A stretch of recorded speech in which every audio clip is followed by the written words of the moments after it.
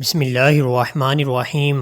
السلام علیکم ورحمۃ اللہ وبرکاتہ۔ دوستو، آج ہم آپ کے ساتھ ایک ایسا مجرب اور قرآنی وظیفہ شیئر کرنے جا رہے ہیں جو خاص طور پر جائز اور شرعی پسند کی شادی کے لیے ہے۔ یاد رکھیں، یہ عمل صرف اسی صورت میں کرنا ہے جب نکاح کے تمام اسلامی اصول پورے ہوں اور دونوں گھرانے رضامند ہوں، یا کم از کم معاملہ حلال ہو۔ نہ جائز یا حرام تعلق کے لیے یہ عمل ہرگز نہ کریں، کیونکہ اللہ تعالیٰ کی مدد صرف حق اور جائز کاموں میں ہوتی ہے۔ سب سے پہلے آپ باوضو ہو جائیں، نماز عشاء کے بعد ایک پرسکون جگہ پر بیٹھیں۔ پہلے 11 مرتبہ درود ابراہیمی پڑھیں، پھر 313 مرتبہ یہ دعا پڑھیں: رب انی لما انزلت الی من خیر فقیر۔ یہ دعا حضرت موسیٰ علیہ السلام کی ہے جب وہ مشکل میں تھے اور اللہ تعالیٰ سے خیر کی دعا کر رہے تھے۔